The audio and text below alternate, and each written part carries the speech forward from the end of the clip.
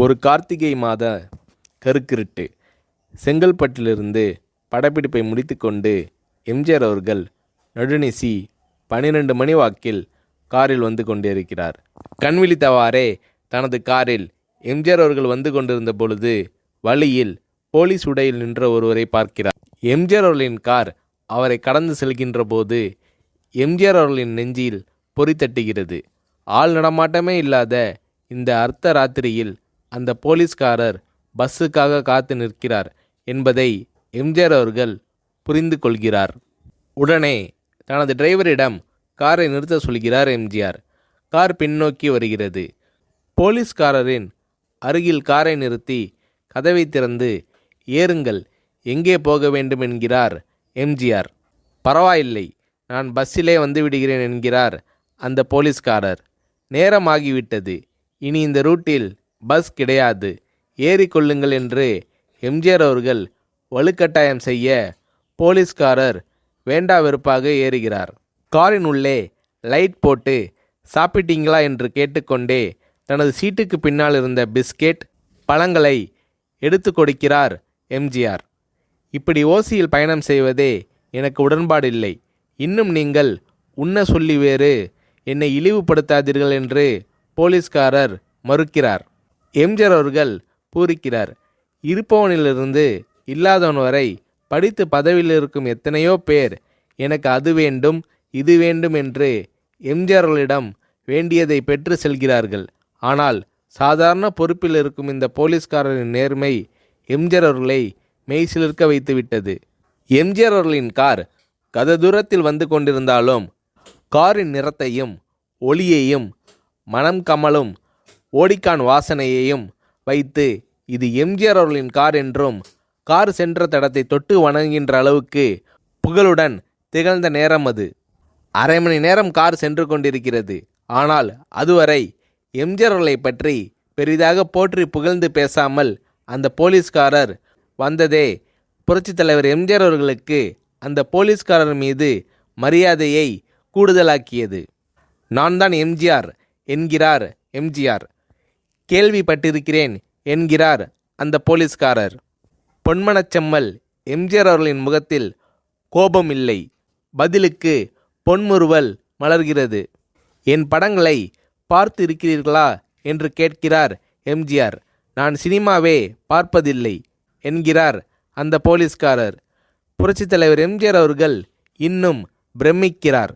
இப்போது கார் சத்தத்தை தவிர ஒரே நிசப்தம். போலீஸ்காரர் தனது வீட்டிற்கு 1/2 கிலோமீட்டர் தூரத்திற்கு முன்பே காரை நிறுத்த சொல்லி இங்கேயே இறங்கிக் கொள்கிறேன் என்கிறார்.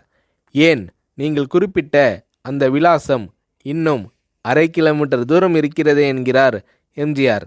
சாதாரண போலீஸ் உத்தியோகத்தில் இருக்கும் நான் காரில் வந்து இறங்கினால் என் வீட்டிற்கு அருகில் உள்ளவர்கள் என்னை தவறாக நினைத்து கொள்வார்கள். இதுவரை இப்படி நான் யார் காரிலும் ஓசியில் வந்து பழக்கமில்லை.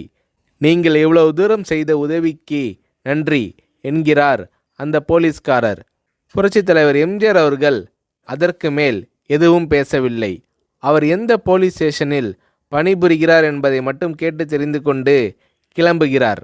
அடுத்த நாள் செங்கல்பட்டு போலீஸ் ஸ்டேஷனுக்கு ஃபோன் செய்து நான் எம்ஜிஆர் பேசுகிறேன் என்கிறார் எம்ஜிஆர்.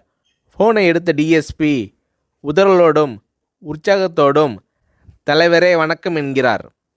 இரவு சந்தித்த போலீஸ்காரரை பற்றி விசாரிக்கிறார் எம்ஜிஆர். அந்த டிஎஸ்பி சொல்கிறார், நீங்கள் குறிப்பிடும் அவர் இன்று விடுப்பில் இருக்கிறார். அவர் கையூட்டு வாங்காதவர், கடமை தவறாதவர், காவல்துறையின் நேர்மைக்கு இவரே இலக்கணம்.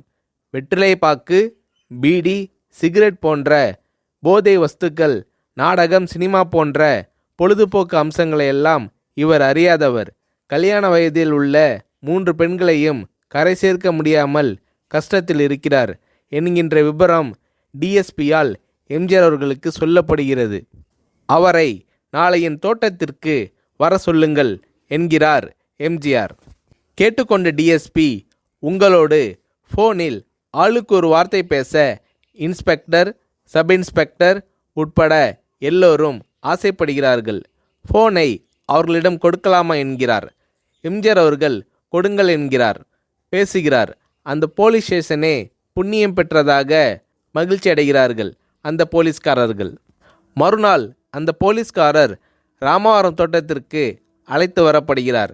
அவரிடம் பேப்பரில் மடித்த பெரிய பணக்கட்டை கொடுத்து, இதை வைத்து உங்கள் பெண்களின் கல்யாணத்தை நடத்துங்கள் என்கிறார் எம்ஜிஆர். போலீஸ்காரர் மறுக்கிறார்.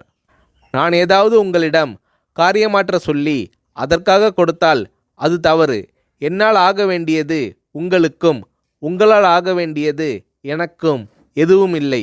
நான் உங்கள் கூட பிறந்த ஒரு சகோதரனாக நினைத்து கொடுக்கிறேன், பெற்றுக்கொள்ளுங்கள் என்று சொன்ன பிறகு கேட்டும் கூட கிள்ளி கொடுக்காத கனவான்கள் வாழும் இந்த உலகில் ரோட்டில் நின்றவனை அழைத்து சென்று அள்ளி கொடுத்த எம்ஜிஆர் அவர்களின் கருணையில் நெகிழ்ந்து போய் பெற்றுக்கொள்கிறார் அந்த போலீஸ்காரர். பிறகு ஒரு தேதியில் புரட்சித் தலைவர் எம்ஜிஆர் அவர்களே சென்று அந்த போலீஸ்காரரின் 3 பெண்களின் திருமணத்தையும் நடத்தி வைத்து வாழ்த்தி இருக்கிறார்.